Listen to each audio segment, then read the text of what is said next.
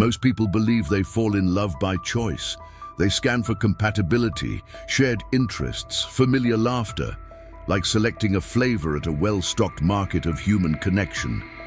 But the truth is far more unsettling. We are not choosing our soulmates. We are remembering them. The deepest relationships don't begin in logic. They begin in shadow. We think we seek comfort or passion in others. But what we often find is a reflection of what we've never dared to see in ourselves. The unconscious pulls us toward those who carry the keys to our forgotten rooms. And Jungian psychology, with its intricate map of the soul's architecture, gives us the language to decipher this hidden attraction. In this long-form depth psychology documentary, How to Find Your Soulmate Through Jungian Psychology, we'll explore why we do what we do in love, and more crucially, how the unexamined parts of ourselves shape who we're drawn to. From shadow work psychology to the anima's silent pull, this story unfolds not in romantic dates or grand gestures, but in the subterranean chambers of the mind, where our unloved pieces wait to be chosen. This journey does not take place in the external world, not entirely. It winds through forgotten childhood memories, the ache of abandonment, the euphoria of projection, the pain of collapse. It's not a dating guide. It's a descent into the unconscious, a place that holds the blueprint of our relational destiny. So if you've ever wondered why love feels fated, or why the one who ignites your soul also mirrors your deepest wounds, you're in the right place. And if the pursuit of self-awareness and transformation resonates with you, subscribe. These questions won't leave you the same. Let us begin. With the most haunting of truths, no soulmate can complete you. They can only awaken you to yourself. And that awakening begins with the shadow. The shadow is not evil, it is not wicked, it is merely hidden. It is everything we repress, deny, or disown in the name of fitting in. In Jungian terms, the shadow is the unconscious repository of all that we fear is unacceptable in ourselves. Anger, neediness, vulnerability, jealousy, pride. We push these traits down to survive our upbringing, to meet cultural expectations, to stay lovable. But what we bury doesn't die.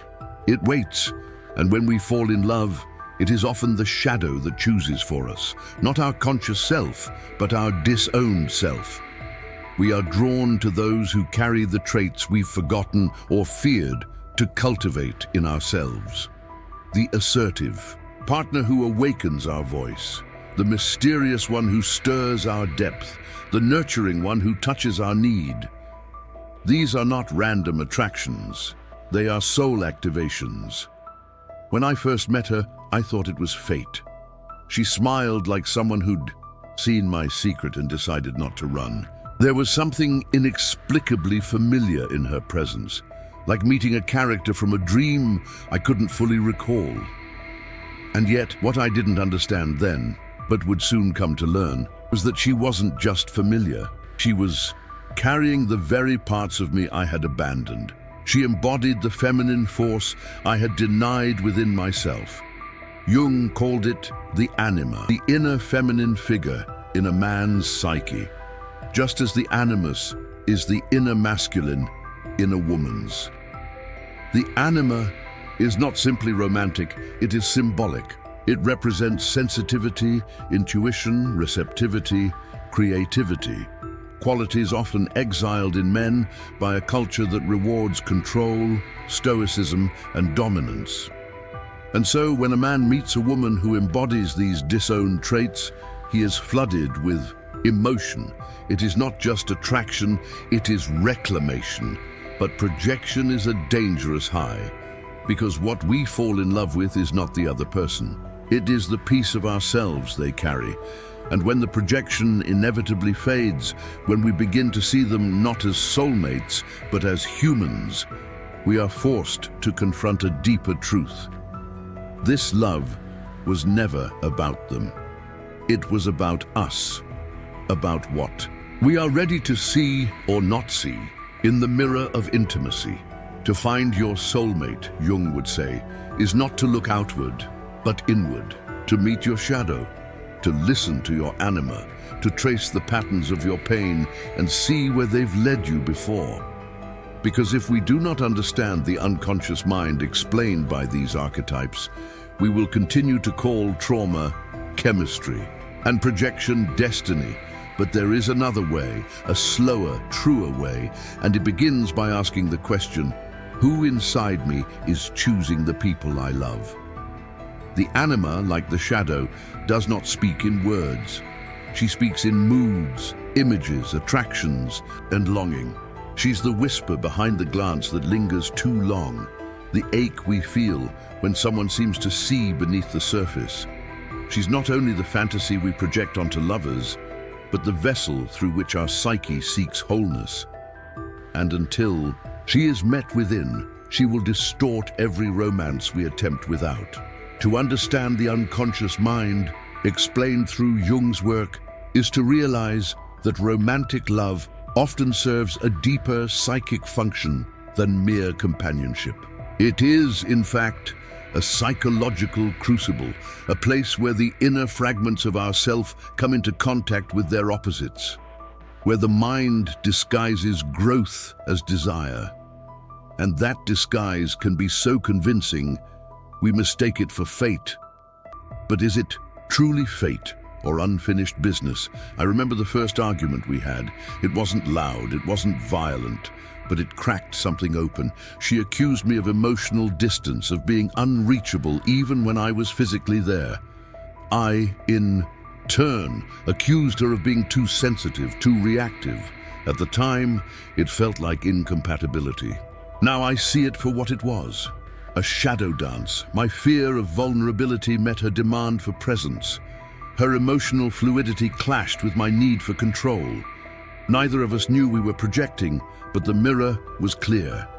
In her, I saw everything. I couldn't allow myself to be. In me, she saw the father who had never really listened. That's when I began to see the map. The unconscious doesn't just attract what is missing, it attracts what is necessary for our integration. The partners we choose are rarely random. They often mirror unresolved wounds from childhood, echoing the emotional themes we've lived through but never fully digested.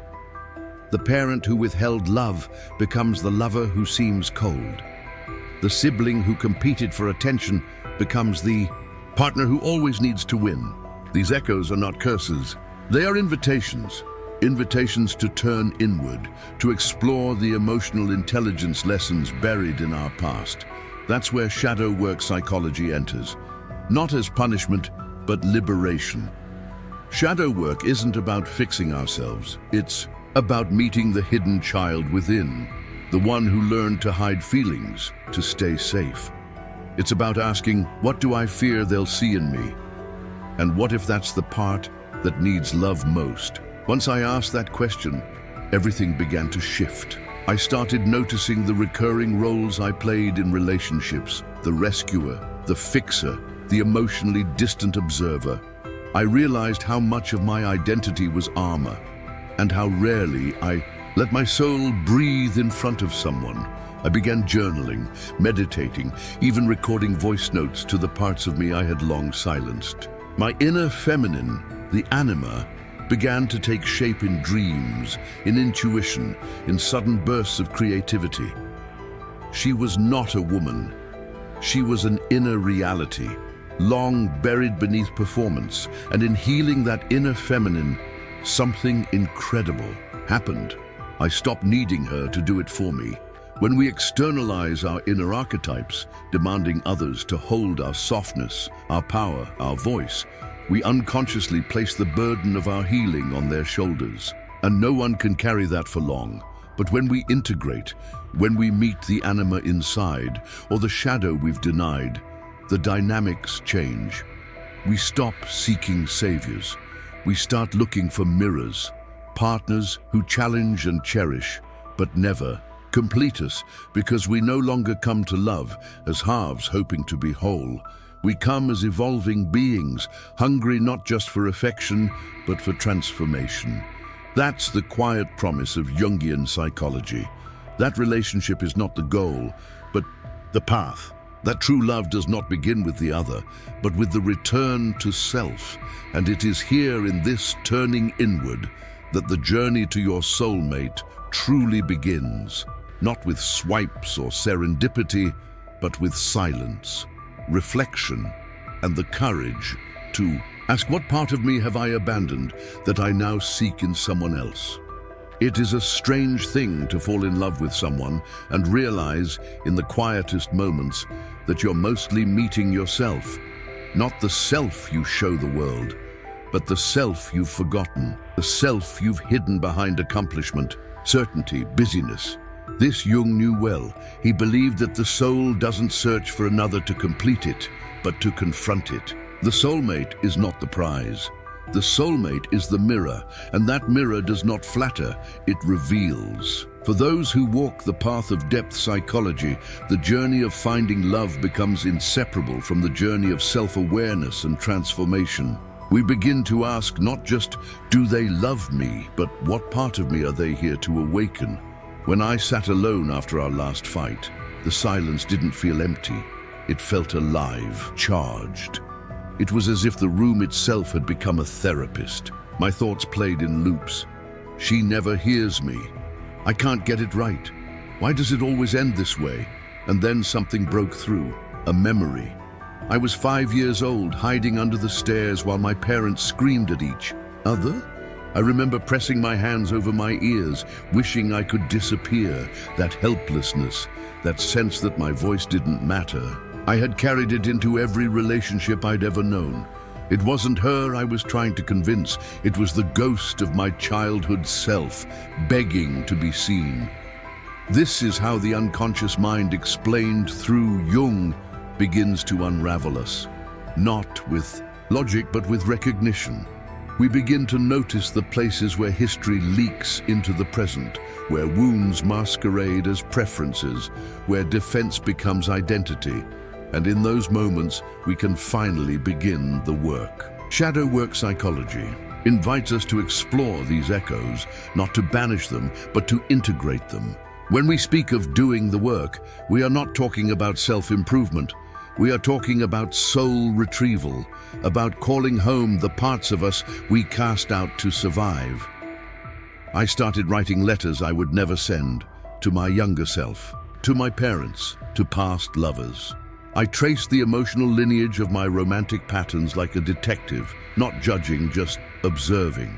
I journaled not to document my pain, but to dialogue with it. What did I feel when I was rejected? What story did I tell myself about that pain? And whose voice was echoing behind that story? The answers weren't always comforting, but they were liberating, because the more I saw myself clearly, the less I needed others to do it for me. This is the paradox of soulmate love. We think it's about finding the perfect partner, but it's about shedding the false self, the persona, the mask. It's about standing naked in the mirror of another and saying, this is me, flawed, afraid, unfinished, but here. And when two people do this, when both have met their own shadows and honored their inner anima or animus, something extraordinary happens. The love becomes conscious, no longer fueled by fantasy or fear. It becomes rooted in presence, in choice, in mutual recognition, not as saviors, not as therapists, but as fellow travelers walking the same spiral path inward. Around the midpoint of our story, let me offer you this. She paused once during an argument, her eyes suddenly softening. She looked past the words, past the defense, and whispered, "It's not really me you're fighting, is it?" I couldn't answer, not right away, but in that moment she saw me, not just the version I presented, but the part I didn't know how to show. So if this journey is reaching you, if the silence inside, these words feels familiar, leave a trace. Mark this story with a comment, a signal, a reminder that you too are doing the work. Before the shadow forgets it was ever seen, we are not alone in this unraveling, and that, perhaps, is the first step towards soulmate connection. Not being understood, but being willing to understand ourselves. Because in the end, your soulmate isn't hiding in the crowd. They are hiding in you. We talk about attraction as if it's magic, and in some ways it is, but not the kind we usually imagine. It is not a spell cast by beauty, charm, or shared hobbies. It is an alchemy that occurs when the unconscious recognizes something familiar in another, a wound, a yearning, a pattern waiting to be completed. To the untrained eye, this moment of magnetic pull looks like chemistry, but from the view of depth psychology, it is more precise than chance. It is the psyche orchestrating a reunion, not with another person, but with a lost part of the self. Carl Jung often spoke of individuation, the process by which the self becomes whole. Romantic relationships, especially those that shake us to the core, are accelerants in this process because they demand everything. They reveal the fractures in our image of self, call forth our deepest fears, and summon our highest capacity to evolve. This is why the people we fall hardest for are often the ones who disrupt our lives the most. They awaken our shadows. The man who can't stand his partner's emotional sensitivity may be repressing his own vulnerability. The woman who falls for emotionally unavailable men may be replaying a childhood narrative that love must be earned. And both may think it's the other person's fault. But truly, the unconscious is doing exactly what it was designed to do, bringing the unhealed into the light. Understanding this doesn't make the pain go away, but it gives it meaning. Once I began to integrate this, I stopped asking, why did they hurt me? And started asking, what were they trying to show me? One night, while journaling in the half-dark, I saw the pattern clearly for the first time. I had been dating versions of the same person for years, passionate, mysterious, emotionally distant. I was addicted to the chase, to the drama, to the illusion of finally being chosen. But the truth underneath that desire was far more tender. I didn't believe I was lovable without the performance. My anima, my inner feminine, had been silenced for so long that I had outsourced my entire emotional world to the women I loved. I made them responsible for beauty, softness, creativity, emotional expression, and when they couldn't carry it all, I felt betrayed. Not because they failed me, but because I had abandoned those qualities in myself. It was never their job to complete me. That realization cracked something open. I began reconnecting with the parts of myself I had deemed unmanly, unworthy, too soft. I painted, I wrote poetry again. I let myself cry during films without shame. I called old friends just to tell them I missed them. Slowly, the feminine returned, not as something to chase in others, but as something to cherish in myself. And something strange happened. I became less attached to outcomes. The idea of a soulmate became less about finding the one and more about becoming someone capable of profound love, of showing up whole, of not needing to possess someone to feel seen. From this place, attraction changed. It became a dialogue, not a hunt, a dance, not a test. I began to attract women who weren't playing roles either. They didn't need saving. They didn't perform femininity for my validation. They were simply themselves, and so was I. There was space for truth, even when it was messy. This is what Jung meant when he said that individuation leads to union, not the union of bodies, but of souls who meet each other without masks. If you want to attract your soulmate, start with this question. What part of me am I still afraid to love? And how might someone else be carrying it for me? Because once you retrieve those pieces, once you stop searching for wholeness in someone else, you make space for love that isn't projection, dependency, or performance. You make space for love that is conscious, that is reciprocal, that is real. To find your soulmate is not to complete a fairy tale. It is to begin a revolution, one that turns inward before it reaches outward, one that dares to ask, What if the one I'm searching for is already inside me, waiting to be remembered? This is the final truth at the heart of Jungian psychology, that love is not a destination, it is a mirror. And only when we have the courage to stand fully within our own reflection can we meet another soul as an equal, rather than a savior. The journey to soulmate connection begins in solitude, in stillness, in the quiet rituals of self-awareness and transformation that slowly peel back the layers of performance and fear. It begins with asking ourselves who we were before we were told who to be.